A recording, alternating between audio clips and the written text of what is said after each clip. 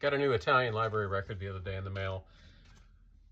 Alessandro Alessandroni, Ritmo del Industrial, #2. This came out in 1969. He's an Italian film composer who's done over 40 film scores and a lot of library music. Now, in the 60s and 70s, people in the UK, composers in the UK, jazz musicians in France, in Italy, were doing side hustles, making extra money, recording library music, which was going to be used in film and TV commercials and television shows as, in most cases, uncredited incidental background music that they'd licensed. Another interesting fact about this guy is he was the whistler on a lot of Ennio Morricone scores.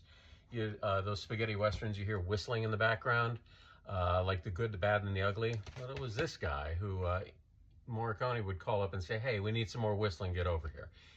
There's a hypnotic repetitiveness to this music. The mood is kind of metropolitan, big city, it's dissonant, could easily be used like in a police or a cop show, police chases, things like that, as well as films about industrial factories and machines, which was the intended purpose for this.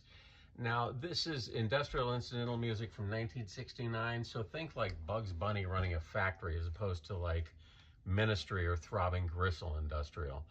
This is interesting stuff, though, and I guarantee if you track this down, you have people over, you put this on, this will be a conversation piece. Next up, Lightning Sam Hopkins. It's on our Hooli Records. Anything on our Hooli I buy. It's a label I look for. There's the insignia right there, our Hooli Records. This label started, oh God, I don't know, I should have looked this up. I'm going to say in the 60s. And it celebrated blues, but also more marginalized roots music like Zydeco and Cajun music and Tejano music. Great label. Anyway, Lightning was a country blues artist, which typically means acoustic guitar and vocalist. Similar artists were like Robert Johnson, Charlie Patton, Mississippi John Hurt, Mississippi Fred McDowell, Son House. If these guys lived long enough, they all wound up doing an electric album here or there. There's just drum accompaniment with him and an electric guitar in some cuts. Some cuts have a drum and bass trio with him singing. It's powerful and it's an intimate record. This is an essential Texas blues record. Highly recommended. Next up, Dactare by Shelly Manne. Shelly Manne was a popular jazz drummer from the 50s and 60s, West Coast guy. Dactare was a family drama on CBS in the late 60s. This came out in 1967, this soundtrack. It's vaguely African. Well, the show was about a veterinarian who was combating poaching in Africa. I'll never see it. Don't care. Just buy the soundtracks for the music themselves. The music is vaguely African, and it sounds more like a bunch of Hollywood session guys recording music that they thought is what Africa sounds like, rather than actual African musicians. So it's faux African music, which is not such a bad thing. I think that's very entertaining. I mean, a lot of the Les Baxter stuff from the Exotica in the mid to late 50s, Les Baxter never went to the Orient or went to, these jungles in Africa. He just cranked this stuff out from his Hollywood office and what he thought it would sound like. And, there's pluses and minuses to both those things. I think, you really need to listen to authentic African music.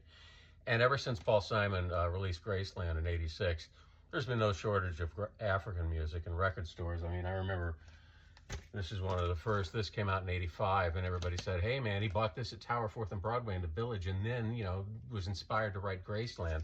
There's tons of African music out there. I've said before, Analog Africa is a current label doing African releases that's fantastic. But the faux stuff is fun too, so you can't go wrong with this record. This is a blast. And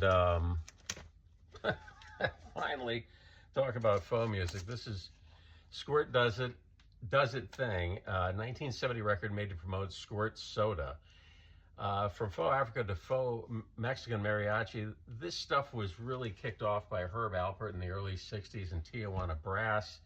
It was sanitized American versions of Mexican mariachi music, which I swore I would never own a Herb Alpert record, and I still don't, but there's something I don't know, a little different about the cover and the irony and the wink and the nudge humor involved in this.